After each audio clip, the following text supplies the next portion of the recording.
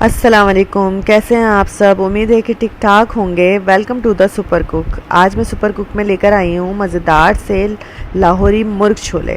चलें स्टार्ट करते हैं। बिस्मिल्लाहिर्रहमानिर्रहीम। मैंने 1 कप जो है चने लिए थे वाइट वाले, उसे बॉईल कर लिया था। तो बॉईल करने के बाद ये तकरीबन 2 कप्स हो गए, तकरीबन 1 पाव।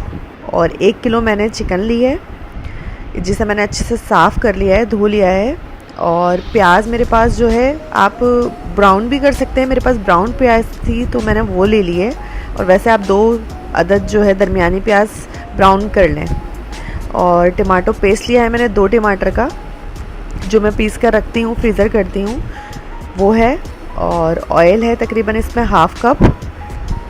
साथ ही में मैंने हरा धनिया ही ऊपर से गार्निश के लिए है। और पिसी हुई मैं मिर्च लूँगी इसके अंदर तकरीबन 1.5 चमचा। और 1/2 टीस्पून जो है मैं हल्दी लूँगी इसके अंदर।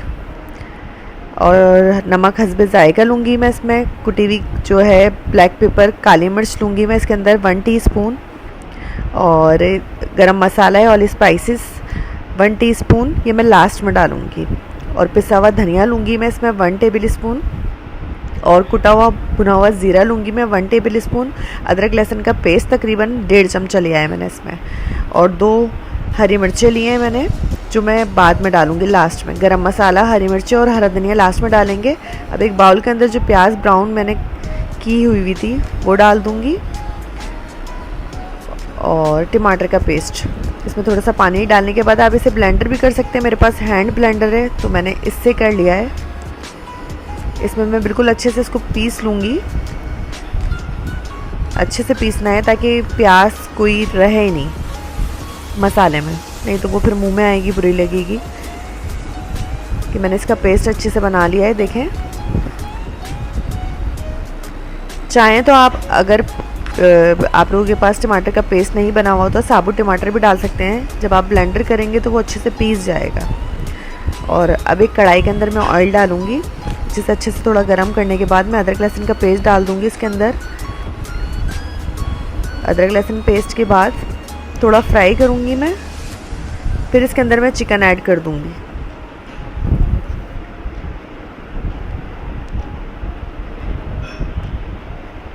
तो आप लोग साबुत टमाटर भी डाल सकते हैं इसमें। मेरे पास पिसा हुआ था तो मैंने पिसा हुआ डाल दिया था।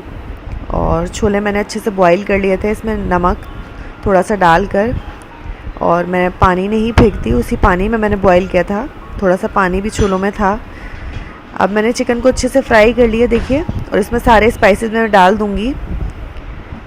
चिकन को हम इतना पकाएंगे कि अदरक लहसुन में वाइट हो जाए। फिर उसके अंदर मैं सारे स्पाइसेस डाल दूँगी।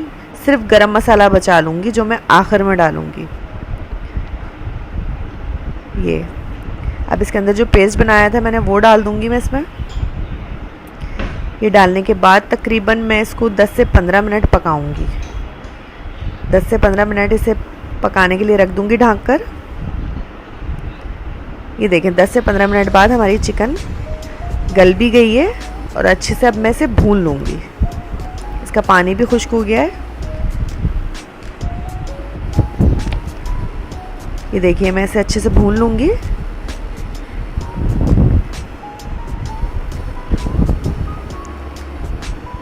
देखिए ऑयल बिल्कुल ऊपर आ गया है इसके।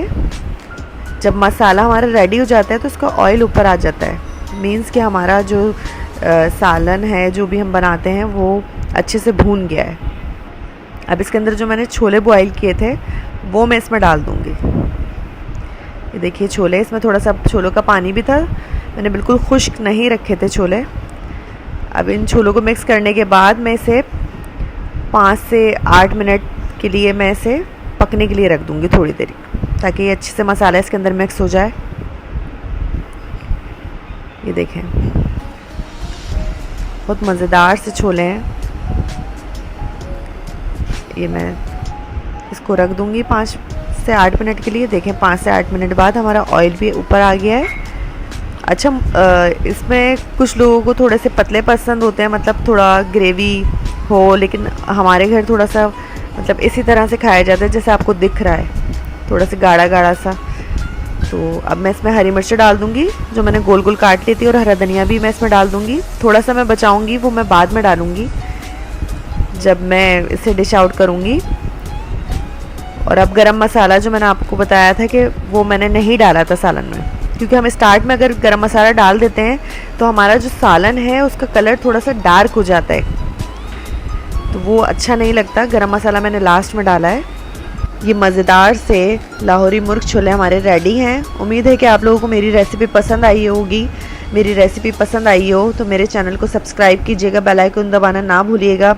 मेरी वीडियो को लाइक एंड शेयर ज़रूर कीजिएगा। दुआओं में मुझे हमेशा याद रखिएगा। नेक्स्ट वीडियो तक के लिए अल्लाह हाफ़िज़।